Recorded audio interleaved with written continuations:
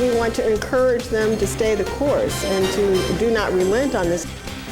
Helping the Hoosiers. Indiana lawmakers camped out in Urbana had some company today why these out-of-staters are backing their politicians.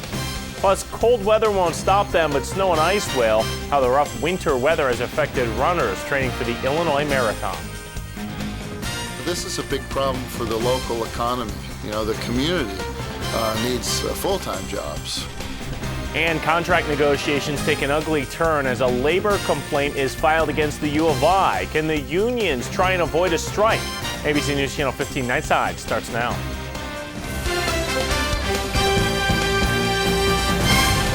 Good evening, I'm Ben Handelman. Indiana lawmakers hiding out in Urbana had some company today. A huge group took a day trip from the Hoosier State to show their support for the Democratic politicians. ABC News Channel 15's James Fillmore was out in Urbana earlier today and has tonight's top story. Many people from all over Indiana hit the road on Saturday with Urbana as their final destination. The Hoosiers came from places like Terre Haute, South Bend, and southwestern Indiana to show their support for the 35 Indiana Democrats who have been staying at the Comfort Suites in Urbana for much of the week. Now, supporters say it makes them feel good to be able to say thank you in person, but to also let these legislators know that their actions mean a lot to many people in Indiana. Save the middle class!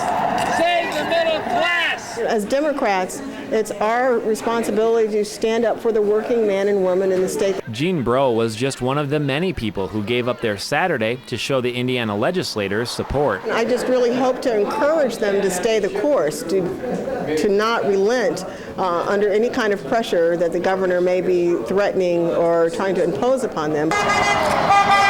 One supporter says he just wanted to return the favor and show the lawmakers that their work isn't going unnoticed. I'm with the Labor's Union, and we came over today to show the Democrats that we're supporting them because they've been supporting us on these bad worker issues in Indiana. He says it means a lot to be able to stand behind the people who are standing up for people like him. We're just showing them that we care about them, and we want them to know that we're thinking about them, and anything they need from us, we're willing to do for them. It's wonderful, and particularly because we're out here for the folks. That's why we're here. And to know that they've responded to that and responded positively really makes you feel good. While many people came from Indiana, some people from the Champaign-Urbana area also wanted to attend to show their support at the rally. I hope they feel a broad base of support from both union and non-union people who really want to stand up and be heard. Well, many supporters say even though it was only for a few hours, they were happy to be able to stand with the lawmakers and join them in the fight for the middle class.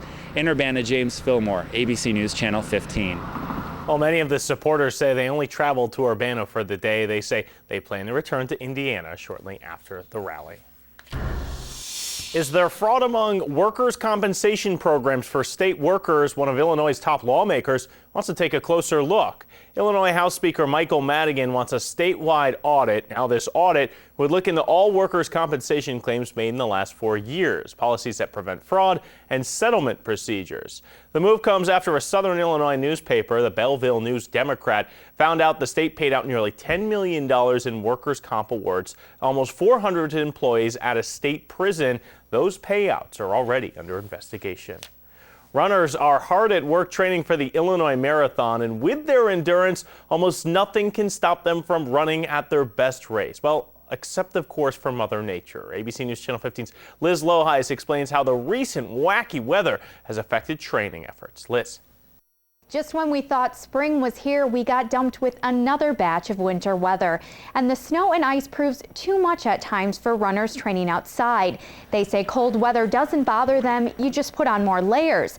It's the rough surface that makes it difficult and even sometimes dangerous to run.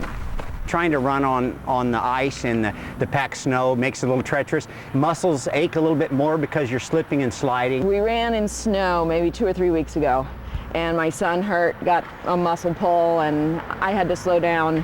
So we had to take a week off, which isn't really good at this point in the year. To make up for lost time on the pavement, many runners hit the gym for some cross training, but say nothing compares to a good run outdoors. Now, some of the runners I talked to say there is an advantage to the ever-changing weather. They say once you get used to all sorts of conditions, you'll be prepared for whatever Mother Nature decides to do on race day. Back to you. Tough guys out there. The Illinois Marathon is April 30th and includes a half marathon running event and a 5K as well as a 10K. You can still sign up. Let's check in with meteorologist Brittany Sager, see if there's any more ice and snow for these guys. Well, we do have a chance for snow in the 7-day forecast, but before we get there, we're going to deal with more rain, and that's going to push in as early as tomorrow afternoon. We have been dealing with some flurries due to some disturbance that are continuing to track their way east, and with that, thick clouds ahead all throughout central Illinois. 35 degrees in Champaign right now under mostly cloudy skies. Danville at 34. Look at dew points at 33 degrees, so there's still a lot of moisture out there. That's why we're going to keep a chance for flurries through the rest of tonight. 50s will be back for tomorrow. Thunderstorms for tomorrow night. Coming up, I'll have your 7-day forecast for you, and I'll let you know just what we can expect. Ben, back to you now. All right, Brittany, we'll see you soon. Workers at the University of Illinois are hoping to avoid a strike, but earlier this week, the union that represents workers in the food service and residence hall filed a labor complaint. They do not believe the university is bargaining in good faith. ABC News Channel 15's Brett Bagansky has more. Well, the union said the university violated a state education labor board by asking for new concessions in February. It claims the university wants to bring in more temporary workers to cover work union employees already cover, a request not sitting well with the union. This is a big problem for the local economy.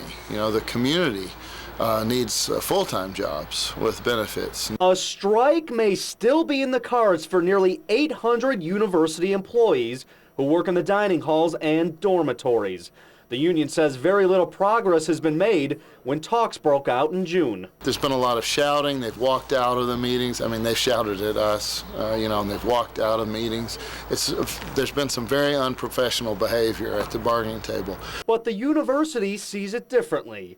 In fact, officials say the university always negotiated in good faith and even offered the union a 1-year contract last fall, which the union rejected.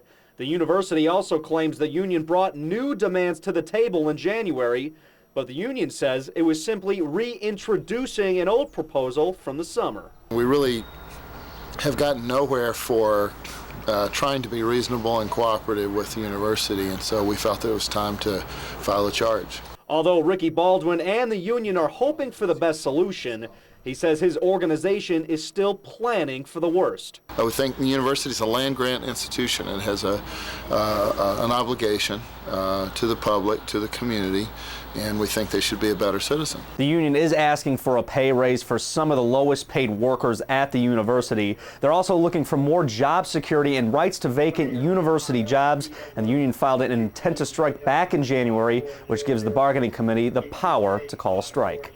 In the newsroom, Brett Bagansky, ABC News Channel 15. Well, both sides will come to the table once again on March 11th and March 16th with a mediator. Gas is the highest it's been in recent history and still climbing. Is there any relief at the pump in sight? It's coming up next.